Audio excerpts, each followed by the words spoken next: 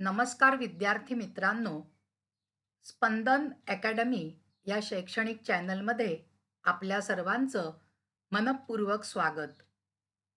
आज आपण इयत्ता 8वी या पाठ्यपुस्तकातील पाठ दुसरा माझ्या देशावर माझे प्रेम आहे हा पाठ शिकणार आहोत. हा पाठ लिहिला आहे यदुनाथ थत्ते या लेखकांनी आणि त्यांचं प्रतिज्ञा नावाचं जे पुस्तक आहे त्या पुस्तकातून प्रस्तुत पाठ घेण्यात आला आहे. स्लाइडवरती तुम्हाला डाव्या बाजूला लेखकाचं चित्र दिसतंय आणि उजव्या बाजूला ते पाठ्यपुस्तक आहे, ते पुस्तक आहे की ज्या पुस्तकातनं आपल्याला हा धडा घेण्यात आलेला आहे. प्रतिज्ञा नावाचं त्यांचं एक अतिशय गाजलेलं पुस्तक आहे. आता आपण पहिल्यांदा थोडक्यात या धड्याची जी प्रस्तावना दिलेली आहे ती आपण समजावून घेऊया. माझ्या देशावर माझे प्रेम आहे. यदुनाथ थत्ते. जन्म 1922 आणि मृत्यू 1998. प्रसिद्ध लेखक, संपादक, पत्रकार, बालसाहित्यकार, चरित्रकार. 32 वर्षे त्यांनी साधना या साप्ताहिकाचे संपादन केले. कथा, कादंबऱ्या, बालसाहित्य, चरित्रे, लेख, अनुवाद अशी त्यांची सुमारे 100च्या आसपास पुस्तके प्रकाशित आहेत. त्यापैकी विनोबा भावे, आपला मान आपला अभिमान, साने गुरुजी जीवन परिचय, यशाची वाटचाल, आपला वारसा, समर्थ व्हा संपन्न व्हा, रेश्मा, प्रतिज्ञा ही अतिशय लोकप्रिय पुस्तके आहेत. प्रस्तुत पाठ प्रतिज्ञा या पुस्तकातून घेतला आहे. पाठ्यपुस्तकातील प्रतिज्ञेच्या 3ऱ्या वाक्याचा आशय या पाठात उलगडून दाखवला आहे. प्रतिज्ञा म्हणजे काया वाचा मनाने केलेला संकल्प. प्रतिज्ञेतील प्रत्येक शब्दामागे संकल्पाचे बळ असते. आपण जे म्हणतो ते आणि तेच आपल्याला करायचे आहे असा दृढ विश्वास या शब्दांमधून व्यक्त होतो. या पाठाच्या संवादात्मक शैलीमुळे प्रतिज्ञेतील शब्दांचा अर्थ सहजपणे आपल्या मनापर्यंत पोहोचतो. विद्यार्थी मित्रांनो, इथे या लेखकांची थोडक्यात माहिती आपल्याला दिलेली आहे. हे जे लेखक आहेत यांचा जन्म 1922 साली झालाय आणि मृत्यू 1998 साली झालेला आहे. साधना नावाचं जे साप्ताहिक आहे साने गुरुजींनी सुरू केलं होतं, तर या साधना साप्ताहिकाचं सुद्धा काम त्यांनी जवळजवळ 32 वर्ष बघितलेलं होतं. वेगवेगळ्या साहित्य प्रकारामध्ये त्यांनी लेखन केलेलं आहे. मग त्याच्यामध्ये त्यांनी कथा चांगल्या लिहिल्या आहेत, कादंबऱ्या आहेत, बालसाहित्य आहे, चरित्र आहेत, लेख आहेत, अनुवाद आहेत, अशी विविधांगी साहित्य प्रकार जे आहेत विविधांगी त्याच्यामध्ये त्यांनी लेखन केलेलं आहे. जवळजवळ 100 आणि त्याच्यापेक्षा जास्तच पुस्तकं, त्याच्या आसपास असलेली पुस्तकं त्यांची प्रकाशित आहेत. आणि आपल्याला त्यांचं जे प्रतिज्ञा नावाचं पुस्तक आहे, या प्रतिज्ञा नावाच्या पुस्तकातनं हा प्रस्तुत धडा घेण्यात आलेला आहे. काय सांगितलंय विद्यार्थी मित्रांनो या धड्यामधनं, या पाठामधनं? या पाठामधनं त्यांनी असं सांगितलेलं आहे, की आपण जी प्रतिज्ञा म्हणतो, त्या प्रतिज्ञेमध्ये जे 3रं वाक्य आहे, माझ्या देशावर माझे प्रेम आहे. हे जे वाक्य आहे, या वाक्याचा जो अर्थ आहे, या वाक्याचा जो सारांश आहे, या वाक्याचं जे महत्त्व आहे, जो आशय आहे, तो या पाठामध्ये उलगडून दाखवला आहे. प्रतिज्ञा म्हणजे काय विद्यार्थी मित्रांनो? नुसतं प्रार्थनेबरोबर म्हणण्याचा एखादा रिवाज आहे का? तर नाही. तर प्रतिज्ञा म्हणजे काय? तर काया, वाचा, मनाने. काया म्हणजे काय? शरीर. वाचा म्हणजे काय? आपल्या मुखाने. आणि मन म्हणजे काय? आपल्या हृदयापासून.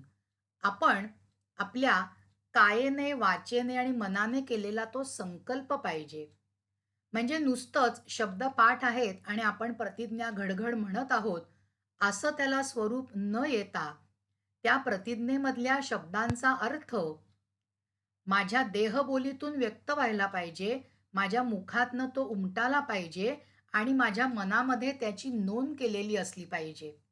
असा मनापासनं जेव्हा मी तो संकल्प करीन, तेव्हाच मला ती जी प्रतिज्ञा आहे, त्याचा अर्थ कळला असं म्हणता येईल. कारण प्रतिज्ञेमधला जर का प्रत्येक शब्द आपण घेतला, तर त्याला संकल्पाचं बळ आहे. संकल्प म्हणजे काय? निश्चय. प्रतिज्ञा आपण घेतो आहोत. एक प्रकारचा तो निश्चय, एक प्रकारचा तो संकल्प आपण करत असतो. त्याच्यामुळे त्या संकल्पामधला जो प्रत्येक शब्द आहे, तो तोलून मापून म्हटला गेला पाहिजे आणि आपण तो आचरणात आणण्याचा प्रयत्न केला पाहिजे. हे सांगण्याचा प्रयत्न या पाठामधून केलेला आहे. पुढे त्यांनी आपल्याला तेच म्हटलेलं आहे, की आपण जे म्हणतो तेच आपल्याला करायचे आहे, असा दृढ विश्वास या शब्दामधून व्यक्त होतो. कारण विद्यार्थी मित्रांनो, बऱ्याच वेळेला होतं काय, की काही-काही समाजामध्ये व्यक्ती तोंडाने एक बोलत असतात आणि वागताना मात्र काहीतरी भलतंच वागत असतात. तोंडाने चांगला-चांगला संकल्प करतात बोलताना, पण वागताना मात्र त्यांचं वागणं हे शून्य असतं. मग आपल्या बोलण्यात आणि आपल्या वागण्यात विरोधाभास असता कामा नये. तर आपण जसं बोलणार आहोत तसंच आपण वागणार आहोत. त्याच्यामुळे आपण जी प्रतिज्ञा म्हणत आहोत, त्या प्रतिज्ञेमधला प्रत्येक शब्द त्याच्यानुसार वागण्याचा प्रयत्न आपल्याला करायचा आहे, हा ठाम विश्वास आपल्या वागण्या-बोलण्यातून व्यक्त झाला पाहिजे. आणि तेच आपल्याला या पाठामध्ये त्यांनी उलगडून दाखवलेलं आहे. चला तर मग, आता आपण प्रस्तावना तर समजावून घेतली. आता आपण प्रत्यक्ष पाठाला सुरुवात करूया.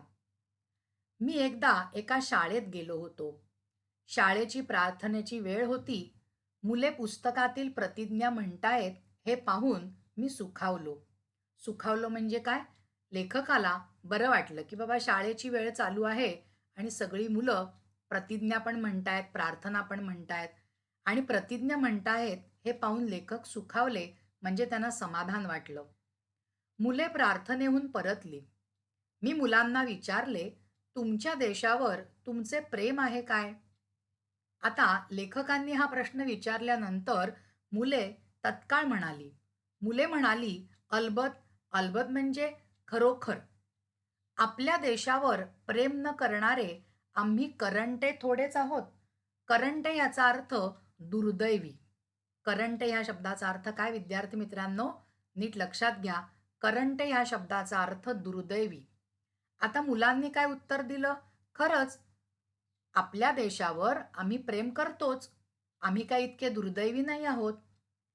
मी विचारले, "तुम्ही देशावर प्रेम करता म्हणजे काय करता?" आता लेखक बघा, संवादाच्या माध्यमातनं विद्यार्थ्यांच्या मनामध्ये प्रतिज्ञेबद्दलची काय भावना आहे आणि लेखक त्यांना काय समजावून देऊ इच्छितो, असा चांगला संवाद आणि त्या संवादाच्या माध्यमातनं प्रतिज्ञेचं महत्त्व आपल्याला छानपैकी विशद करून सांगितलेलं आहे. मी विचारले, "तुम्ही देशावर प्रेम करता म्हणजे काय करता?" मुले आश्चर्याने पाहतच राहिली. आश्चर्याने म्हणजे नवलाईने पाहतच राहिली. त्यांना असा प्रश्न कधीच कोणी विचारला नव्हता. "तुमची आई तुमच्यावर प्रेम करते?" आता लेखकांनी काय विचारलं, की "तुमची आई तुमच्यावर प्रेम करते?" मुलांनी लगेच उत्तर दिलं, "हो, हो, करते तर." प्रेम करते म्हणजे काय करते? लेखकाचा पुढचा प्रश्न बघा. मुलं लगेच उत्तर देतात. मुलं काय म्हणतात? प्रेम करते म्हणजे काय करते? आमचे पालन-पोषण करते, आम्हाला वाढवते. मग देशावर प्रेम करायचे तर तुम्ही काय कराल? आता लेखक त्यांना हळू-हळू अचूक आपल्या प्रश्नाकडे नेतो. लेखक काय म्हणतो, "मग देशावर प्रेम करायचं असेल तर मग तुम्ही काय कराल?" मग लगेच मुलं उत्तर देतात, की "आम्ही देशाचं पालन-पोषण करू आणि देशाचा गौरव वाढेल, देशाची स्तुती वाढेल असं आम्ही काहीतरी वागू." पुढे काय होतंय बघा या संवादातनं. पण देश म्हणजे काय? लेखक बघा किती छोटे-छोटे प्रश्न विचारतायत आणि मुलांच्या मनातली जी माहिती आहे आणि त्यांना लेखकाला जी माहिती पुरवायची आहे, त्याचा कसा ते सेतू बांधतायत बघा संवादामधनं. पण देश म्हणजे काय? देश म्हणजे देशातील सर्व लोक. देशावर प्रेम करणे एक वेळ सोपे, पण देशबांधवांवर करणे अवघड, होय ना? लेखक बघा त्यांना आता हळूहळू प्रश्न विचारतायत पुढचे. हो, खरे आहे. भारतावर प्रेम म्हणजे भारत भूमीवर प्रेम आणि भूमिपुत्रांवरही प्रेम. काय सांगतायत बघा ते? की भारतावर प्रेम म्हणजे केवळ भारतावर प्रेम नाही, तर त्याच्यातल्या भूमिपुत्रांवर सुद्धा प्रेम. भूमिपुत्र म्हणजे त्या मातीमध्ये जन्माला आलेली जी लोकं आहेत, ती लोकं. आपल्याकडे काही लोकं नुसते भूमीवर प्रेम करतात आणि काही लोकं नुसते भूमिपुत्रांवर प्रेम करतात. मुलांना कळलं नाही. मुलं लगेच विचारतात, म्हणजे? देशावर प्रेम करायचे तर भूमी आणि भूमिपुत्र दोघांवर प्रेम हवे, होय ना? म्हणजे लेखक काय सांगतायत, की काही-काही जणं फक्त देशावर प्रेम करतात, तर काही-काही जणं फक्त भूमिपुत्रांवर प्रेम करतात. पण इथे लेखक त्यांना पुढे समजावतात, की भूमी आणि भूमिपुत्र या दोघांवर आपलं प्रेम हवं. बरोबर आहे, मुले म्हणाली. एक मुलगा म्हणाला, भगतसिंग राजगुरू, कुर्बान हुसेन हे फासावर गेले. ते देशावर खरेखुरे प्रेम करत होते. मग एका मुलाने उदाहरण दिलं बघा, की देशावर खरेखुरे प्रेम जे करत होते, ते क्रांतिकारक काय झाले? फासावर गेले. मी विचारले, ते खरेच आहे. पण आता त्यांच्यासारखे प्रेम करायचे, तर देश पुन्हा गुलाम व्हायला हवा? आपल्या देशावर प्रेम असते, ते फक्त आपत्काळी असते, की नेहमी असायला हवे? आपत्काळी म्हणजे काय? संकटाच्या वेळी, समस्येच्या वेळी. आता या ठिकाणी लेखक त्यांना विचारतात, की आपला देश आता परत गुलाम व्हायला हवाय का देशावर प्रेम करायचं असेल तर? आपल्या देशावर ज्यावेळेला संकट येतं, आपत्काळ येतो, समस्या येते, त्यावेळेलाच आपण देशावरचं प्रेम दाखवायचं आहे का? मग आता पुढे कोणता संवाद घडतो बघा. एक मुलगा म्हणतो, नेहमीच करायला हवे. आपल्याला प्रेम दाखवायला संधी मिळावी म्हणून संकटांना आमंत्रण थोडेच द्यायचे. एक मुलगा हुशार असतो. तो काय म्हणतो, आपल्याला जर का देशावर प्रेम करायचं असेल, तर संकट येण्याची गरजच नाहीये. आपण नेहमीच आपल्या देशावर प्रेम करायला हवं. एकदा पंडित जवाहरलाल नेहरू निवडणुकीच्या दौऱ्यावर होते. लोकांनी त्यांची गाडी अडवली आणि भारत माता की जय असा गगनभेदी घोष त्यांनी केला. गगनभेदी घोष म्हणजे अतिशय उच्च स्वरामध्ये त्यांनी घोषणा दिल्या, भारत माता की जय. पंडित नेहरू खाली उतरले आणि भारत माता की जय म्हणजे काय ते विचारू लागले. बघा, आपण घोषणा नुसत्या देतो, पण त्या घोषणेपाठीमागचा विचार काय आहे, हे बरेच लोक विचारात घेत नाहीत. आणि म्हणून नेहरू त्यांना विचारतात, तुम्ही भारत माता की जय असं म्हणताय, पण त्याचा अर्थ काय? भारत माता की जय म्हणजे नक्की तुम्हाला काय म्हणायचंय? चर्चा करत करत भारत माता म्हणजे भारतातले सर्व लोक, ही गोष्ट त्यांनी लोकांना समजावली. देशावर प्रेम करायचे म्हणजे जात, धर्म, वंश, भाषा हे वरवरचे भेद विसरून सर्वांवर प्रेम करायचे. बघा, किती मोलाचा विचार आहे, की आपल्या देशावर प्रेम करायचं म्हणजे जात, धर्म, वंश, भाषा हे वरवरचे जे भेद आहेत निर्माण झालेले, हे आपण विसरून गेलो पाहिजेत आणि सर्वांना समान लेखून आपण त्यांच्यावरती प्रेम केले पाहिजे, एकाच भावनेखाली, की हा माझा देश बांधव आहे. बघा विद्यार्थी मित्रांनो, अशा भावनेने सर्व माझे देशबांधव आहेत, अशा भावनेने जर का समाजातील प्रत्येक व्यक्ती वागायला लागली, तर त्या समाजामध्ये कधीही कलह निर्माण होईल का? नाही होणार. एका मुलाने मला अडवून प्रश्न केला, पण प्रेम करायचे म्हणजे काय? एका मुलाने अगदी पायाभूत प्रश्न विचारला बघा लेखकांना. तो मुलगा विचारतो, "ठीक आहे, तुम्ही म्हणता प्रेम करायचे देशावर, प्रेम करायचे देशावर, पण म्हणजे नक्की काय करायचं?" मग आता लेखक त्यांना काय म्हणतात बघा. मी म्हणालो, "प्रेम करायचे म्हणजे दुसऱ्याचं दुःख पाहून ओल्या डोळ्यांनी त्याच्या मदतीसाठी धावून जायचे आणि दुसऱ्याला आनंद झाला, की आपणही आनंदित व्हायचे. प्रेम करायचे तर अश्रू आणि हास्य यांची भाषा आपल्याला आली पाहिजे. बघा किती छान समर्पक शब्द लेखकांनी उच्चारलेत. किती छान समजावलंय बघा. लेखक म्हणतात, "अरे प्रेम जर का करायचं असेल, तर दुसऱ्याचं दुःख पाहिल्यानंतर आपल्या डोळ्यामध्ये अश्रू आले पाहिजेत आणि ताबडतोब आपल्याकडनं जेवढी मदत त्या समोरच्या व्यक्तीला होईल, ती करण्यासाठी आपण झटलं पाहिजे. आणि त्या व्यक्तीला जर का एखाद्या गोष्टीमुळे आनंद झाला असेल, तर आपल्याला सुद्धा आनंद झाला पाहिजे. म्हणजेच दुसऱ्याच्या दुःखाने आपल्या डोळ्यामध्ये अश्रू येणं, आपल्याला त्या व्यक्तीच्या मदतीसाठी धावून जावंसं वाटणं आणि दुसरी एखादी व्यक्ती आनंदात असेल, तर तिच्या आनंदात आनंद मानणं. ही जी भाषा आहे अश्रू आणि हास्य यांची भाषा, ती आपल्याला करता आली पाहिजे. पण आज विद्यार्थी मित्रांनो, कधी-कधी समाजामध्ये काय दिसतं, की एखादी व्यक्ती दुःखी असेल, तर समाजातल्या काही लोकांना आनंद होतो उलट. आणि समाजातली जर का एखादी व्यक्ती आनंदी असेल, तर त्या व्यक्तीचा मत्सर केला जातो.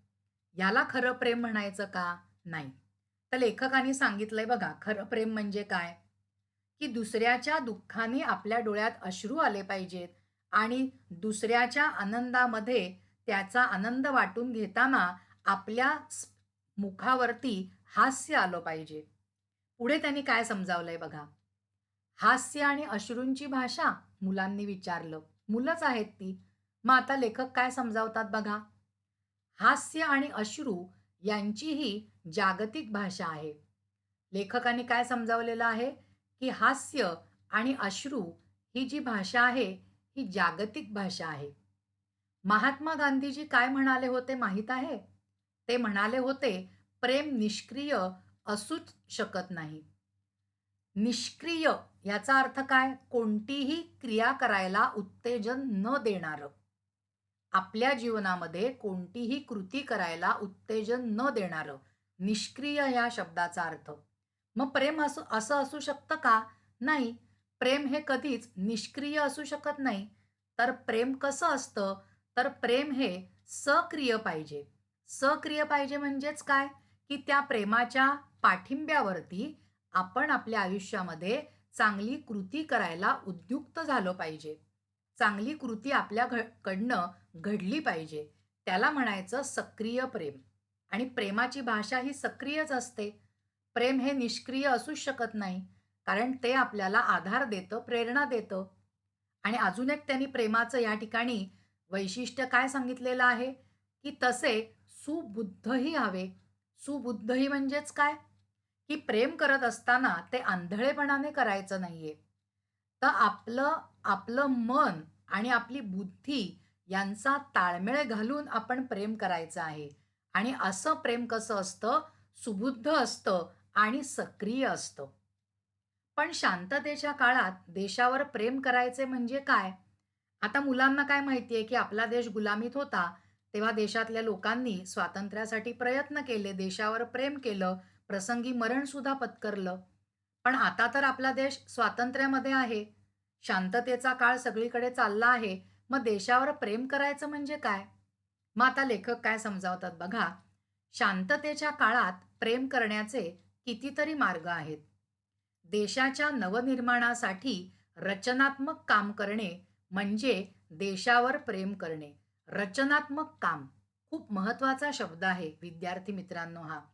रचनात्मक काम म्हणजे असं एखादं विधायक चांगलं काम की त्या कामाच्या द्वारे आपण स्वतःचाही विकास करून घेऊ शकतो आणि समाजाचा म्हणजेच देशाचा सुद्धा विकास करून घेऊ शकतो. आणि म्हणून लेखक त्यांना काय सांगतात, की देशाच्या नवनिर्माणासाठी रचनात्मक काम करणे म्हणजे देशावर प्रेम करणे. असं नुसतं माझ्या देशावर माझे प्रेम आहे असं म्हणून कोणाचं प्रेम नसतं देशावर, नुसतं बोलून. तर कृतीतनं ते व्यक्त झालं पाहिजे. कृतीला महत्त्व आहे. नुसतं उक्तीला महत्त्व नाही आहे, तर कृतीला सुद्धा महत्त्व आहे. कृती असेल तरच त्या उक्तीचा अर्थ असतो, असं लेखकांना इथे सांगायचंय. पुढे त्यांनी काय उदाहरण दिलंय बघा. हातात झाडू घेऊन गावाची शास्त्रीय पद्धतीने साफसफाई करणे म्हणजे देखील देशावर प्रेम करणेच होय. म्हणजे आपण सामान्य माणसं कोणकोणत्या प्रकारे देशावर प्रेम करू शकतो? तर काहीतरी रचनात्मक काम करायचं, हातामध्ये झाडू घेऊन गावाची साफसफाई करायची. अगदी गावाची नाही, पण आपण ज्या भागामध्ये राहतो, त्या भागाची साफसफाई आपण निश्चितच करू शकतो. पुढे त्यांनी काय म्हटलंय बघा, कोणतेही काम करताना आपल्या मनात असा विचार आला पाहिजे, की माझ्या या वागण्याचा परिणाम देशावर आणि देशवासियांवर काय होईल? सगळ्यात महत्त्वाची बाब आहे बघा ही, विद्यार्थी मित्रांनो, की आपण जे वागत असतो की नाही, त्या वागण्याचा आपल्या समाजावर, आपल्या देशावर आणि आपल्या देशातल्या लोकांवर काय परिणाम होईल, ह्याचा विचार करून वागलं पाहिजे. मी जे वागत आहे, त्याच्यामुळे माझा देश किंवा माझ्या देशातली लोकं यांना काही अपाय होत नाही ना, याची खातरजमा केली पाहिजे. आणि तसा जर का अपाय होणारं माझ्याकडनं घडत असेल, तर मला त्या ठिकाणी विचार करून ती कृती थांबवायला पाहिजे. पुढे त्यांनी काय म्हटलंय बघा, आपल्या पोटापलीकडे पाहायला शिकल्याखेरीज पोटापलीकडे म्हणजे काय? पोटापलीकडे पाहायला शिकल्याखेरीज माझ्या देशावर माझे प्रेम आहे, असे आपल्याला म्हणताच येणार नाही. किती छान मूलभूत विचार दिलाय बघा लेखकांनी या पाठामधून आपल्याला. लेखकांनी अतिशय उत्तम विचार मांडलाय. ते म्हणतात, आपल्या पोटापलीकडे पाहायला शिकल्याखेरीज माझ्या देशावर माझे प्रेम आहे, असे आपल्याला म्हणताच येणार नाही. जर का मनुष्याच्या जन्माला आल्यानंतर आपण सकाळपासून रात्रीपर्यंत फक्त स्वतःच्या स्वार्थासाठी जगत असू, आपल्याला जो पोटापाण्याचा व्यवसाय आहे किंवा आपलं पोट भरणं इतक्याच मूलभूत गोष्टीकडे आपण पाहत असू, तर मग आपण देशावर प्रेम करू शकतो का? नाही. तर माझं पोट भरलं गेलं पाहिजे, पण पोट भरल्यानंतर माझ्या ज्या मूलभूत गरजा आहेत त्या भागल्यानंतर मला त्याच्या बाहेर जाऊन मी समाजासाठी काय करू शकतो, मी देशासाठी काय करू शकतो, असा विचार करून तशी कृती करण्याची गरज आहे. तरच तुम्ही प्रतिज्ञेतला प्रत्येक शब्द खरा करत आहात असं म्हणता येईल. आणि हीच गोष्ट वेगवेगळ्या उदाहरणांच्या माध्यमातनं लेखक त्या विद्यार्थ्यांना समजावून देतो आहे. लेखक पुढे म्हणतात, खरे म्हणजे कोणतीच गोष्ट लहान किंवा मोठी नसते. किती छान विचार सांगितलेत बघा. आणि खरंच आहे. कोणतीही गोष्ट लहान किंवा मोठी नसते. तर पुढे ते म्हणतात, ज्या संदर्भात आम्ही ते काम करतो, तो संदर्भच त्या गोष्टीला लहान किंवा मोठे बनवत असतो. म्हणजे तो जो संदर्भ आहे काम करण्याचा, तो संदर्भच त्या गोष्टीला हे काम लहान आहे, हे काम मोठं आहे, असं बनवत असतो.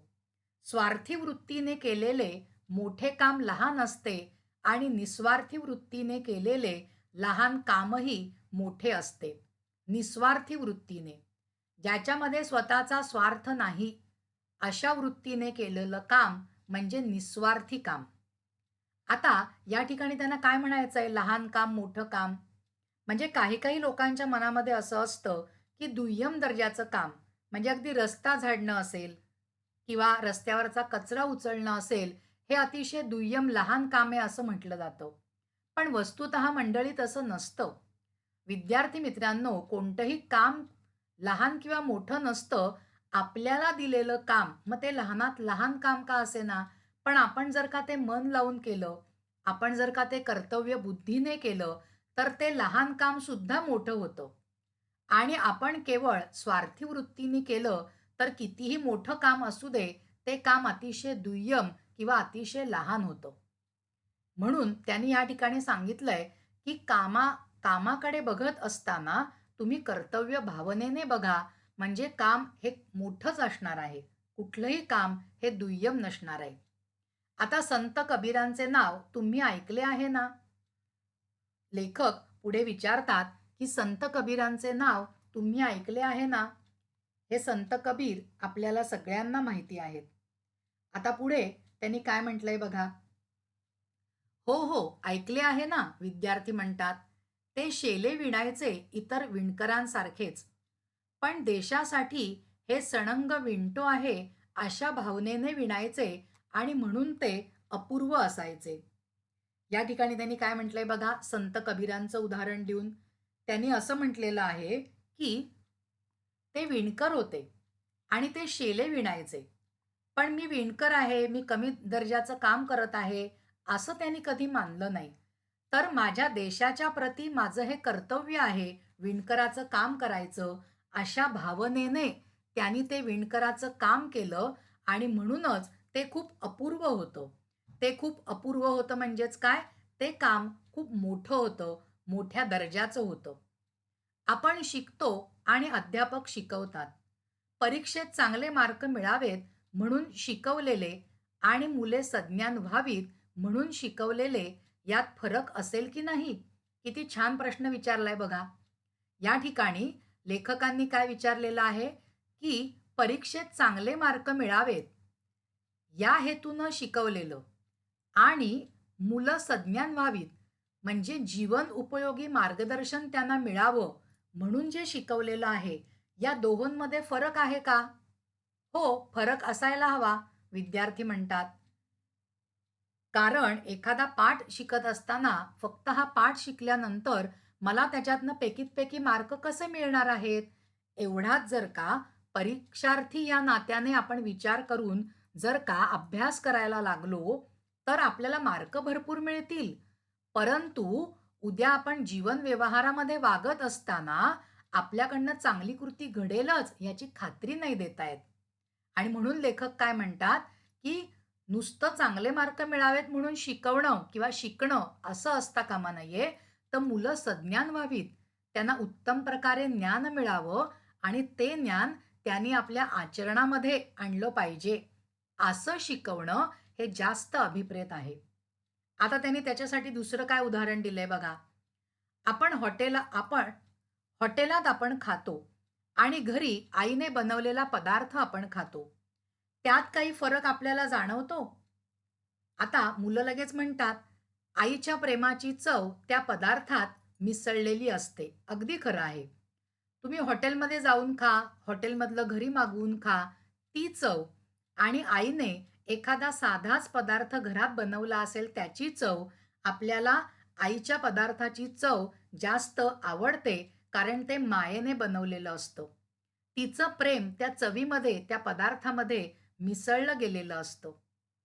अमुक वजनाचा हात अमुक गतीने पाठीवर धपधप करू लागला, की आपल्याला जे जाणवेल ते आणि आईने पाठीवर शाबासकी दिली, त्यात अंतर आहे की नाही? आता मुलं काय म्हणतात लगेच? आईची शाबासकी ती आईची शाबासकी. यंत्राने तसे केल्याने ते समाधान कुठले? म्हणजे बरोबर आहे. जर का असं कोणीतरी धप-धप आपल्या पाठीवरती करायला लागलं एखादं यंत्र, तर आपल्याला त्याच्यामधनं काही जाणवेल का? पण हेच जर का आईने आपल्या पाठीवरनं हात फिरवला, आईने आपल्याला शाबासकी दिली, तर आपल्याला त्याच्यामधनं तिचं प्रेम कळून येईल. तिचा जो मायेचा ओलावा आहे, तो कळून येईल. यंत्रामधनं ते ते कुठनं जाणवणार? आणि पुढे म्हणून त्यांनी काय म्हटलंय बघा, की तेव्हा देशाच्या व देशबांधवांच्या प्रेमाने आपण जे करू त्याची गुणवत्ता निश्चितच वेगळी असेल. ही जाणीव नसल्याने अनेक अडचणी आणि गैरसोयी आपणच निर्माण करत असतो. एसटीच्या रेल्वेच्या कामगाराला त्याचप्रमाणे प्रवाशालाही जर खरोखर आपल्या देशबांधवांबद्दल प्रेम असेल, आस्था असेल, तर गाड्या घाण राहतील का? बघा, त्यांनी आता जे आपल्याला वास्तव समाजामध्ये दिसतं त्याच्यावर बोट ठेवलेलं आहे, की जर का आपण आपला देश आहे असं म्हणतो, माझ्या देशावर माझे प्रेम आहे असं म्हणतो, तर आपणच अनेक वेळेला स्वतःच्या अडचणी निर्माण करत असतो. आता एस-टी किंवा रेल्वेचे जे कामगार आहेत, त्याचप्रमाणे तुम्ही आम्ही जे प्रवासी आहोत, या सर्वांना जर का देशबांधवांबद्दल प्रेम असेल, आस्था असेल, आपुलकी असेल, तर आपण गाड्या घाण ठेवू का? जिथे-तिथे बघा गाडीमध्ये थुंकलेलं असतं, कचरा टाकलेला असतो. आपण वेफर्स खातो, गाडीमध्येच फेकतो. तसं न करता ते जे वेफर्सचं जे रॅपर आहे, ते आपण आपल्या जवळ ठेवलं आणि नंतर कुठल्यातरी कचराकुंडीमध्ये टाकलं, तर ह्या गोष्टीला कितीसा वेळ लागणार आहे? पण आपल्या मनामध्ये ती वृत्ती निर्माण होण्यासाठी आपल्या देशावर आपलं खरोखरचं प्रेम पाहिजे. नुसतं बोलण्यातलं प्रेम नको. हे लेखक या ठिकाणी आवर्जून नमूद करून सांगतायत. आणि म्हणून ते पुढे काय म्हणतात बघा, देशावरचे आपले प्रेम प्रत्येक बारीक सारीक गोष्टीत दिसून आले पाहिजेत. मोठे प्रश्न उभे राहतील तेव्हा तर प्रेम आपण दाखवूच. लेखक काय म्हणतात, बारीक बारीक गोष्ट. मी आत्ता म्हटलं तसं. तुम्ही कुठे सार्वजनिक ठिकाणी गेला असाल, कागदाचा बोळा तिथे खाली टाकायचा नाही. आपले जे पाण्याच्या बाटल्या आहेत रिकाम्या, त्या इकडे तिकडे फेकायच्या नाहीत. एवढं जरी आपण तारतम्य दाखवलं, तरी सुद्धा आपण देशाच्या प्रतीच काहीतरी कृती करत असतो. आणि हेच लेखक या ठिकाणी आपल्याला समजावून देत आहेत. पुढे त्यांनी काय म्हटलंय बघा विद्यार्थी मित्रांनो, की एखादा मोठा प्रश्न, सामाजिक प्रश्न, देशव्यापक प्रश्न जर का उभा राहिला, तर आपण देशासाठी प्रेम नक्कीच व्यक्त करतो. पण इथे लेखक पुढे म्हणतात, पण छोटे प्रसंग रोजच येत असतात आणि मोठे प्रसंग एखाद्या वेळीच येतात. आपले देशावरील व देशबांधवांवरील प्रेम प्रगट करण्यासाठी संकटांना निमंत्रण देण्याची गरज नाही. म्हणजे एखादी मोठी समस्या माझ्या देशावर येईल, कोणीतरी माझ्या देशावर हल्ला करेल किंवा दुसरा कोणता तरी मोठा प्रसंग येईल आणि मग मी माझ्या देशावर प्रेम दाखवीन, असं देशावर प्रेम दाखवलं जात नाही विद्यार्थी मित्रांनो. तेव्हा तर दाखवलं जातच, पण असे प्रसंग काय रोज-रोज येणार आहेत का? आणि ते येण्याची गरज आहे का? पण हे जे छोटे-छोटे प्रसंग आहेत, जेव्हा आपण सार्वजनिक ठिकाणी वावरत असतो, त्यावेळेला मात्र आपण जर का आपली जी गरज आहे, ती ओळखून तसं वागलो, तर नक्कीच आपण देशाला हातभारच लावत असतो. आणि हे सगळं मुलं शांतपणे ऐकतायत बघा. मुले शांतपणे ऐकत होती. देशावर प्रेम म्हणजे देशबांधवांवर प्रेम. ज्यांना देशबांधवांवर प्रेम करता येत नाही, त्यांचा देशावर प्रेम करण्याचा दावा फोल म्हणावा लागेल. आता या ठिकाणी त्यांनी आपल्याला पुढे तेच सांगितलेलं आहे, की ज्यांचं देशावर प्रेम आहे, पण देशबांधवांवरती प्रेम नाही, त्यांचा माझा देशावर प्रेम आहे हा दावा फोल म्हणावा लागेल. फोल म्हणजे काय? निरर्थक. म्हणजे ते खोटारडेपणासारखं होईल. म्हणजे देशावर प्रेम आहे म्हणायचं आणि देशातल्या लोकांवर प्रेम नाही. याला काय अर्थ आहे? तुमचं देशावर प्रेम आहे म्हणजेच तुमच्या देशातल्या बांधवांवर, तुमच्या देशातल्या लोकांवरती प्रेम आहे. पुढे त्यांनी काय म्हटलंय बघा. सारे विश्व प्रेमाने कवेत घ्यावेसे वाटले तरी जवळचे त्यांनाच आलिंगन देता येते.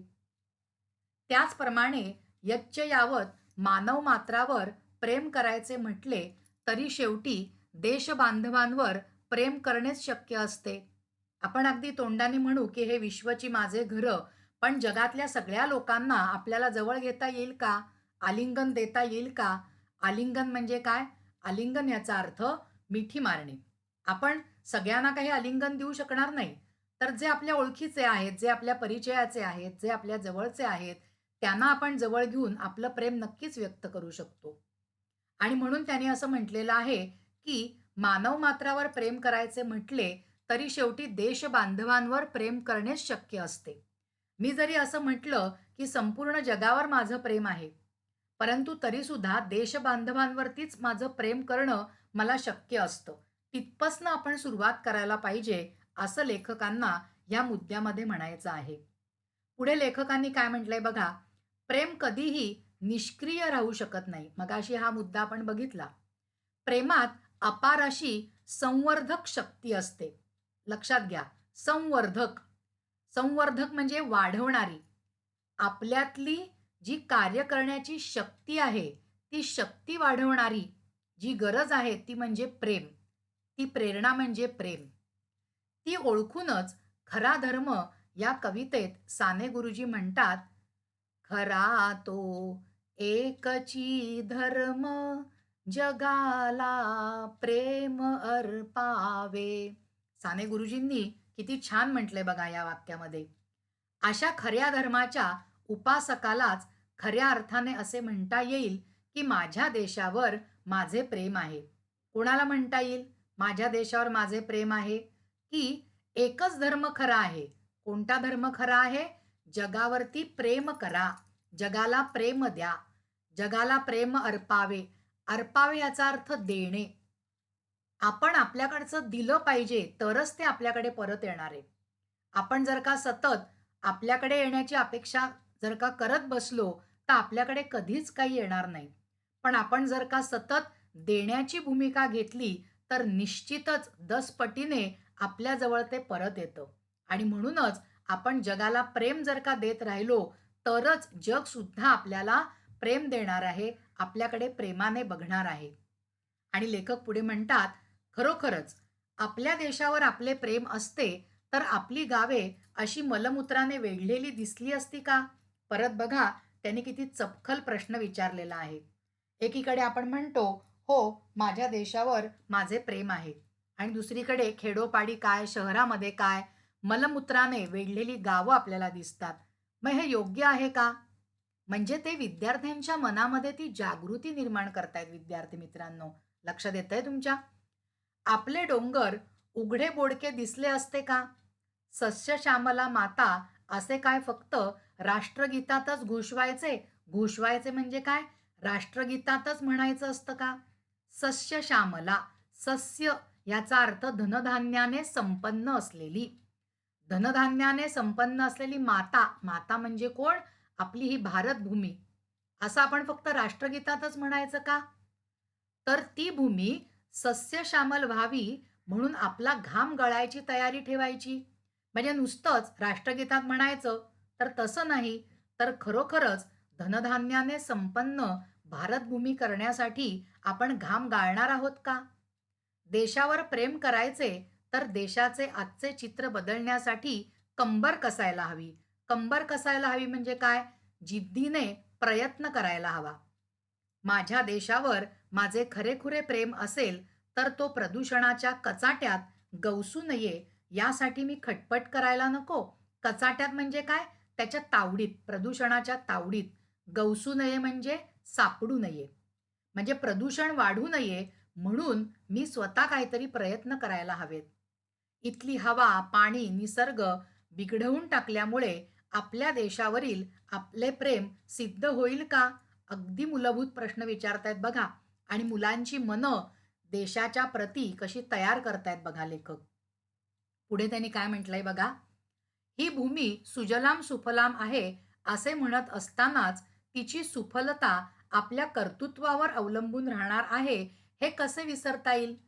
त्यांनी काय म्हटलंय? आपण म्हणतो की सुजलाम सुफलाम आपली ही मातृभूमी आहे. पण ती काय अशी अचानक होणार आहे का? तर तिची जी सुफलता आहे, ती कोणावर अवलंबून आहे? आपल्या कर्तृत्वावर. आपल्या कर्तृत्वावर म्हणजेच काय? आपल्या कामावर अवलंबून आहे. आपण जर का काम केलं, तरच ती भूमी कशी होणार आहे? सुजलाम सुफलाम होणार आहे. कष्ट करणाऱ्याला फळ मिळत नसेल आणि फळाची इच्छा धरणाऱ्याला कष्ट करावे लागणार नसतील, तर त्या भूमीला सुफला म्हणता येईल का? म्हणजे एखादा बिचारा खूप कष्ट करतोय, पण त्याला फळ मिळत नाहीये. आणि एखाद्याला फळाची इच्छा आहे आणि त्याच्यासाठी त्याला काही कष्टच करावे लागत नाहीयेत. अशी जर का विषमता आपल्या समाजामध्ये जर का निर्माण झाली असेल, तर आपल्या या भूमीला आपल्याला सुफला म्हणता येईल का? असा प्रश्न लेखक इथे निर्माण करतो आहे.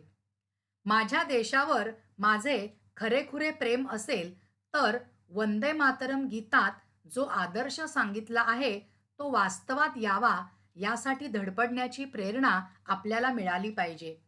बंकिमचंद्र चॅटर्जी यांनी जे वंदे मातरम गीत लिहिलेलं आहे, की ज्या गीतामुळे असंख्य क्रांतिकारकांना देशाच्या प्रती, देशाला स्वातंत्र्य मिळवून देण्यासाठी त्यांना जी उत्तेजना मिळाली, प्रेरणा मिळाली, तेच हे वंदे मातरम गीत. त्या गीतामध्ये जो आदर्श सांगितला आहे, तो वास्तवात यावा. वास्तवात यावा म्हणजे काय? तो प्रत्यक्षात यावा. असं जर का आपल्याला वाटत असेल, तर त्यासाठी धडपडण्याची प्रेरणा आपल्याला मिळाली पाहिजे. आपण जात, धर्म, वंश, भाषा यांना निमित्त करून आपसात भांडत राहिलो, तर ते भारत मातेला रुचेल काय? रुचेल काय म्हणजे भारत मातेला ते आवडेल का? नाही आवडणार.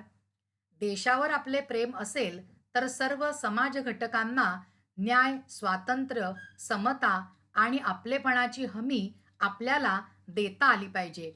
हमीचा अर्थ काय बघा विद्यार्थी मित्रांनो? हमी म्हणजे खात्री. जर का माझ्या देशावर माझं प्रेम आहे, तर माझ्या समाजामध्ये जी सगळी लोकं आहेत, त्या सगळ्या लोकांना न्याय, स्वातंत्र्य, समता आणि आपलेपणा, प्रेम याची खात्री आपल्याला देता आली पाहिजे. शेवटी देशावर प्रेम म्हणजे आपल्या भूमीवर प्रेम आणि भूमिपुत्रांवरही प्रेम. म्हणजे दोन्ही गोष्टींना महत्त्व आहे. आपली मायभू पण महत्त्वाची आणि आपले भूमिपुत्र सुद्धा महत्त्वाचे. भूमिपुत्रांवर ज्यांना प्रेम करता येत नाही, त्यांचे भूमीवर प्रेम करणे हे एक प्रकारचे ढोंगच होईल. ढोंग म्हणजे काय? फसवणूक असेल ते, खोटारडेपणा असेल तो. आणि या पाठाच्या शेवटी लेखक आपल्याला सांगतात, वंदे मातरम गीतात जे शब्द शब्दांकित झाले आहेत, शब्दांकित झाले आहेत म्हणजे जे शब्द लिहिले गेले आहेत, ते वास्तवात यावे म्हणजे प्रत्यक्षात यावेत म्हणून धडपड करत राहणं. धडपड करत राहणं म्हणजेच काय? प्रयत्न करत राहणं आणि सर्व भूमिपुत्रांना न्याय, स्वातंत्र्य, समता आणि आपलेपणा यांचे आश्वासन देणे म्हणजेच देशावर प्रेम करणे. त्यांनी काय सांगितलंय? देशावर प्रेम करायचं म्हणजे नक्की काय करायचं आहे? तर ह्या सगळ्या गोष्टी आपल्याला नुसत्या तोंडाने म्हणायच्या नाहीयेत. ती प्रतिज्ञा आपल्याला नुसती तोंडाने म्हणायची नाही आहे, तर आपल्या कृतीमधनं ती प्रतिज्ञा बोलली पाहिजे. लक्षात आलेलं आहे? विद्यार्थी मित्रांनो, हा जो दुसरा पाठ आहे, तो दुसरा पाठ या ठिकाणी आपला शिकवून झालेला आहे. विद्यार्थी मित्रांनो, तुम्हाला हा पाठ आवडला असेल, तर या भागाला लाईक करा, ह्या भागाला शेअर करा आणि ह्या चॅनलला सबस्क्राईब करा. धन्यवाद मित्रांनो.